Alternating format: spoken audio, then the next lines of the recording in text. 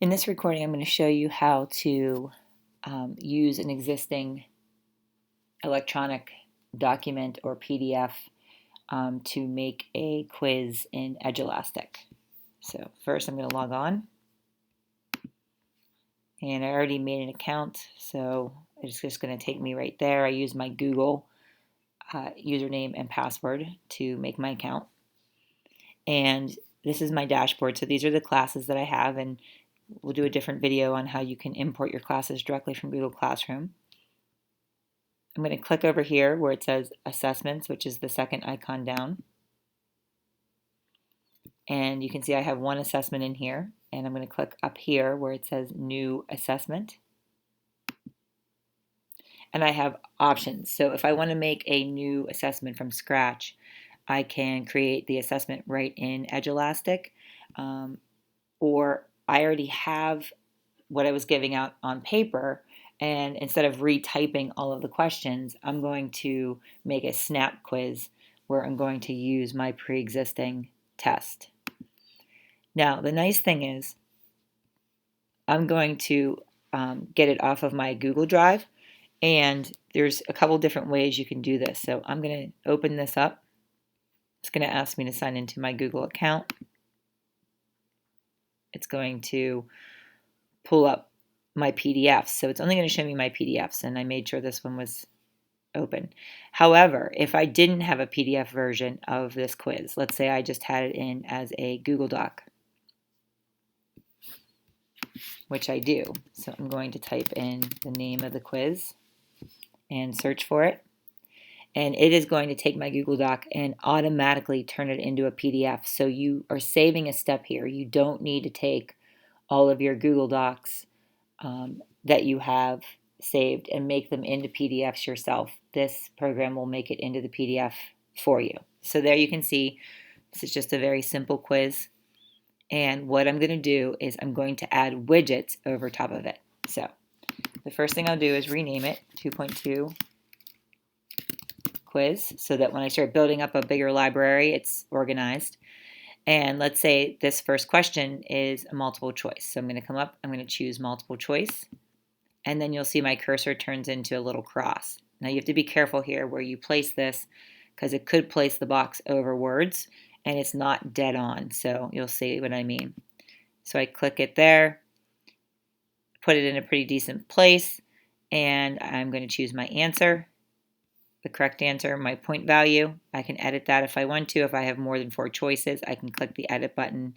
It'll let me add more. If I want to make this worth 2 points each, I can click the edit button there, and it will allow me to change the point value. But for now, that's good. I'm going to hit accept,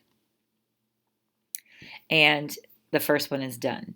So I come down to the second one, and I'm going to say this is also multiple choice, and I know my answer before I go in is going to be C. So I'm going to carefully place this, and I'm going to click C. If the box hides words, you're not able to move it, unfortunately, but you can click on it, delete it, and start over again. Choose the correct answer and hit accept. So what does this look like from the student side? So I would go through and continue to do that. There is the option that you can have text entry, an essay. So if you want them to do short answer, multiple selections, there's an expression evaluator here, so they can put that into your test as well. So if you see it as a student, this is what it looks like. So right away, this box is going to come up, so they can hit cancel. It's not going to delete it or anything, so that they can read everything. They can read the question, read the answer. They click on the box, they choose their answer, they can flag it if they want to come back to it, and they hit OK. And then they go to the next one, but notice that the box opens. That's the only downside. They have to close the box ahead of time. And then they go and they choose the next answer, and they keep going. When you've finished answering them all, obviously I only put 2 in. It says, congratulations, you've reached the end of the test, and you've marked these questions to review. So I can go back, I can review the question I can undo the flag and say OK.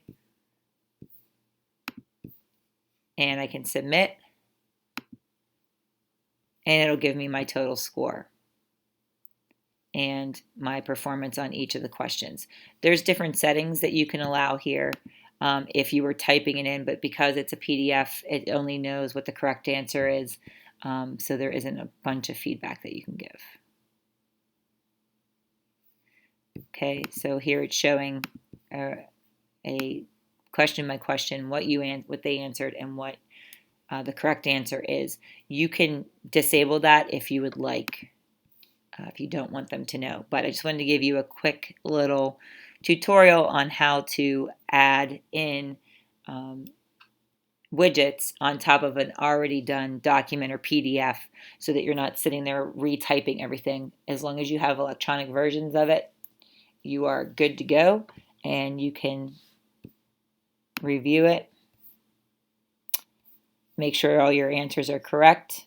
You need to set the a difficulty level, and then you need to go through, and you do need to check your standards and select your standards. They have all the standards loaded for you, so you can click what standards it is for each question, or you can add the standards for the entire test. But if you wanted to do different standards for different questions based off of the standards that are loaded with your class, which is something you do in the beginning, you can go ahead and do that. If I want to make it for the whole quiz, I just click this button here. I go over, I select the grade, I select the standards, I hit done, and it's going to do that for all of them. If you have different standards for different questions, you can change them individually here, but at least you can set the grade level and the set of standards ahead of time. You hit publish or assign, and you can set your opening date, your closing date. It opens automatically on the start date and closes automatically on the due date. You choose which class this is for. It'll automatically select the students.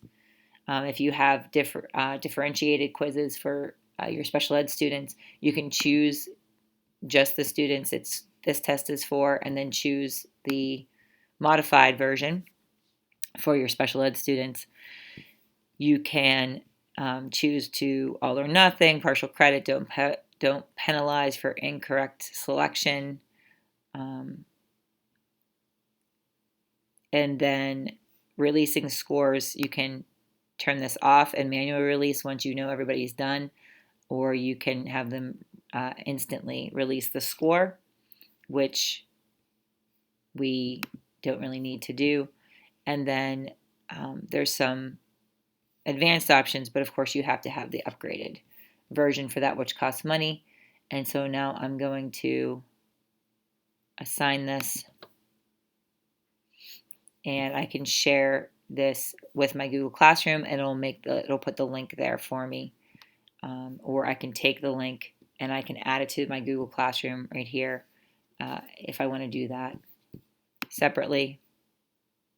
When I hit assign, it's assigning it to my Google Classroom. It's putting it right there for me.